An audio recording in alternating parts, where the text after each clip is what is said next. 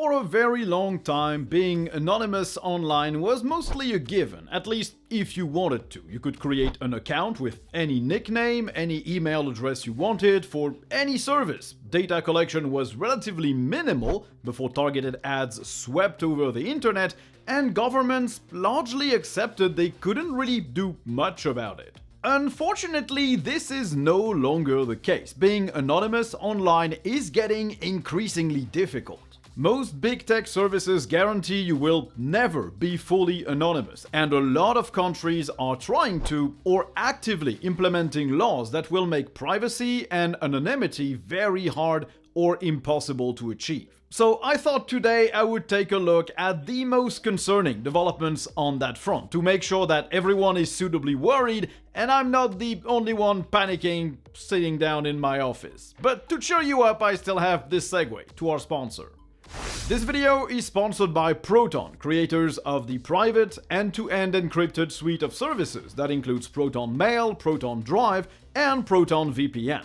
If you're trying to regain control of your online privacy, then Proton is for you. They're open source and everything is end-to-end and zero access encrypted, meaning not even Proton employees can access your data.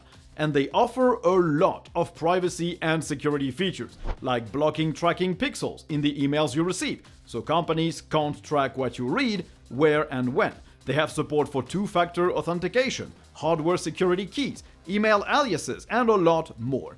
And on top of email, you also get access to a calendar, an online storage space, a fast and secure VPN, and a password manager, all of which are encrypted and private. And while you can create your account for free to get started, if you need extra features or more storage space, now is the time, as Proton has some really nice deals for their paid plans with up to 60% off for Black Friday and Cyber Week. So if you're trying to regain control of your online privacy, just click the link in the description below and get started with Proton. So let's begin with data collection, because this is the root of most anonymity problems. As long as no one collects any data about who you are, where you are, and what you're doing, you can be anonymous online. No one knows what you're doing. But when companies and governments start logging and storing and sharing data, that's when the problems started. Virtually everything online now collects data. Big tech companies, of course, like Facebook, Microsoft, Google, Apple, and others, but also many websites that display ads, whether they're big or small. Any website that implemented analytics to know how many views they get also collects data, and if they use something like Google Analytics, this data also goes back to Google directly. Basically, if you're using a website or the internet, you can be sure that you're leaving a trail. Web browsers and even operating systems nowadays also collect data. If you use Edge or Chrome or even Firefox, if you didn't disable telemetry, you are giving away some amount of data, large or small.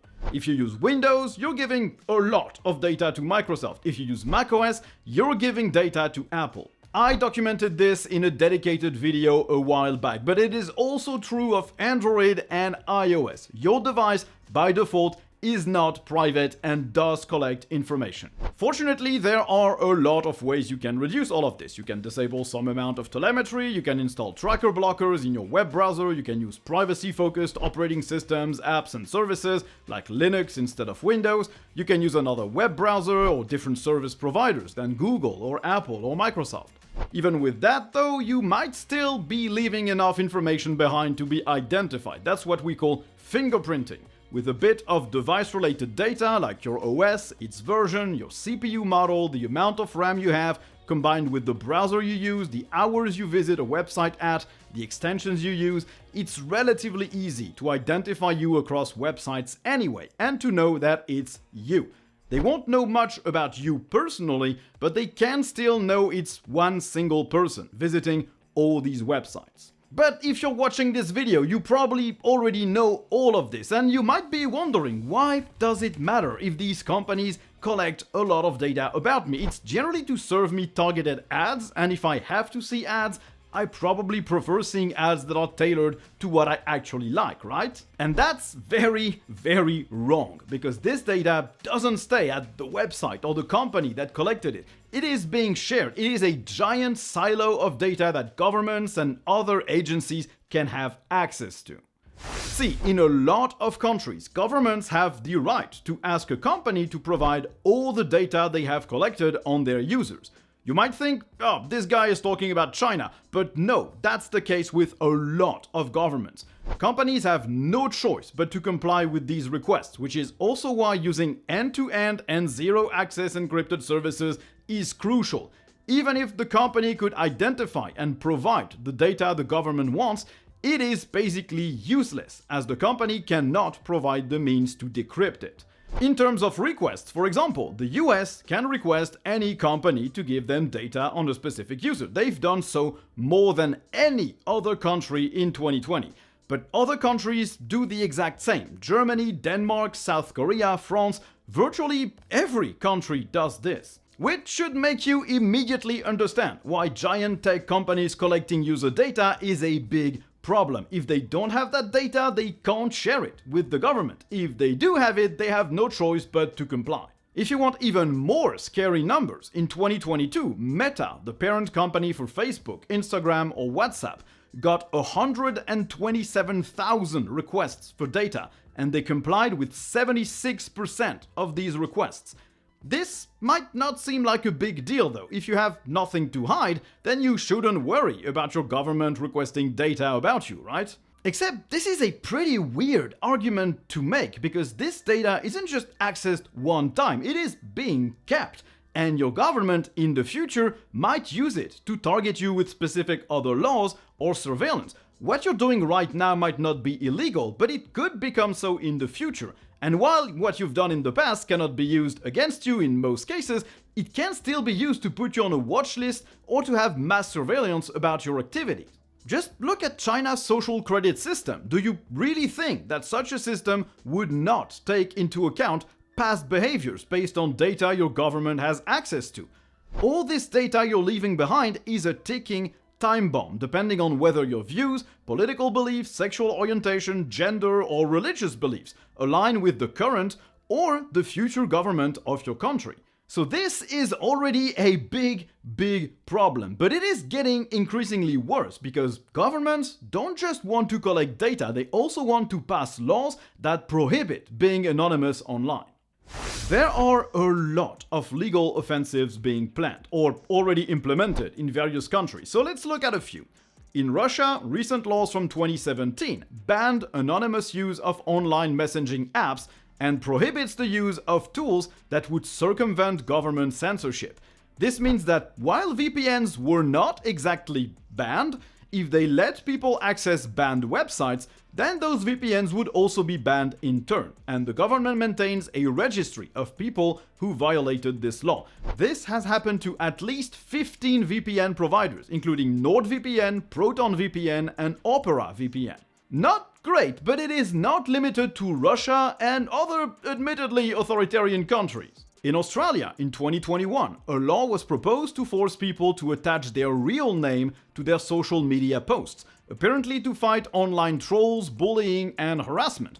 While the goal itself is laudable in theory, because, let's be honest, being anonymous seems to give some people a weird form of disorder where they feel they can spread hate and be extremely nasty, it is still a very worrying way of handling the problem. Users would have to provide an ID before opening any social media account, which would obviously open the door to surveillance, monitoring, and censorship. Not great either, and one might think this is not a problem. In a democracy, they will not abuse this power. Except there is no guarantee that a government will stay a democracy forever, and democracies can also be authoritarian. We have plenty of examples of that, and these sort of laws generally never get repealed. In France, the country where I live, we have the recent SREN, short for Sécuriser et réguler l'espace numérique, or law aiming to secure and regulate the digital space. This thing was voted on recently and passed by the Assemblée nationale. It would give the telecom watchdog powers to block certain websites, and it would require tools for age verification. This is aimed at adult websites, but it could easily now be extended to other spaces. This thing still needs to be accepted by the Senate, but there's little doubt it will be. Requiring age verification basically means providing an ID, which means this is not anonymous anymore. On top of that, the law will give the government capabilities to demand web browsers and DNS providers block certain websites, so it is basically a nice little censorship tool on top of being a surveillance one. In the UK, the Online Safety Bill of 2022 allows the regulatory agency Ofcom to force websites to collect people's personal data, allegedly to prevent harmful content to reach children, or they will be able to scan, to restrict, and to remove content that is considered harmful. The bill also mandates online communication services to be moderated, which basically means end-to-end encryption cannot be enabled there anymore, which obviously means that this data is now more easily readable by the government if they request access to it.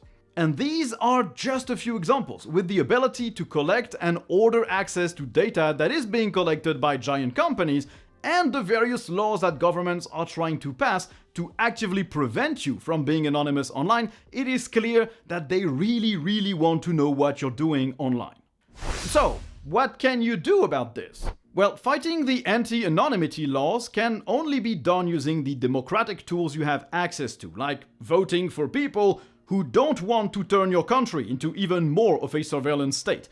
This is still reliant on the general political tendencies of your other countrymen, though. If everyone is easily swayed by threats of inside or outside intervention and fear, and they want a surveillance state because they feel afraid, then there's not much you can do about it, you yourself alone.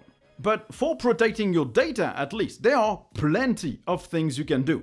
First, you should stop using privacy-invasive operating systems. If you can't move to something like Linux, try at least to disable all the telemetry you can in Windows or macOS, in Android and in iOS. You can try using a de-googled, privacy-focused Android ROM on your smartphone, for example. Leaving Chrome for a more private browser is also pretty much mandatory. Alternatives like Firefox, with telemetry removed of course, or things like Brave are a relatively solid bet. Same goes for your online services. You should stop using Google as a search engine, stop using Gmail, Outlook, OneDrive, iCloud, and the like. There are tons of options out there that are equally as user-friendly and featureful and will not collect any data about you. I have a full playlist of videos on how to de-Google your life, from your operating systems to your search engines to your online services, everything. Check it out in the link in the description below. It's a good place to start. Using a VPN is also a solid option to at least try and blur the lines. It is not a silver bullet, but it does help. And adding a tracker blocker extension to your browser will also be a very nice addition. As per your internet service provider, the most you can do is to try and enforce HTTPS in your browser settings to at least encrypt what you transmit to the websites you visit, but they will still be able to see the request you made to a DNS provider, which can also be relatively revealing. Certain VPN providers will provide their own DNS services, which will prevent your ISP from seeing what you're trying to access, but you also have to trust that VPN provider to not collect any data or logs. It is pretty hard nowadays to be fully anonymous online. As long as your government doesn't mandate you revealing your personal identity, your real name, or to communicate an ID to log into certain services, you can still limit a lot of the data that can be collected about you. But it does require some time and effort. In any case, this is a pretty scary direction the world is headed towards, and I hope you're all suitably worried. And so to make things a bit lighter, I still have one more segue to our sponsor. If you're looking to buy a new computer and you plan to run Linux on it, you should stop looking at devices that ship with Windows pre-installed because they don't offer any guarantee that Linux will work. You should buy something that was made to run Linux. From our sponsor, Tuxedo. They offer a big range of devices, laptops, desktops, NUCs, at every price point, every power level. They are all very customizable, and all their hardware was picked specifically because it runs really well with Linux. And if they encounter problems or quirks to fix, they generally submit patches upstream so everyone can benefit from these fixes. You can customize most of their devices with a lot of different components. You can have your own keyboard layout on your laptop, your own logo laser etched on the lid, and all the laptops can be opened, repaired, and upgraded. So if you need a new computer, you plan to run Linux on it, and you want to support Linux's development, click the link in the description below and get yourself a device from Tuxedo. This is all I use right now. My main editing station, my SteamOS console, they're both from Tuxedo. So, thanks everyone for watching the video. I hope you enjoyed it. If you did, don't hesitate to like, to subscribe, to turn on notifications, to write a comment, and if you didn't like the video, you can always dislike it and tell me why in the comments as well. And if you really like the channel and you want to support it, there are plenty of links in the description of the video to do just that. So, thanks for watching, and I guess you'll see me in the next one. Bye!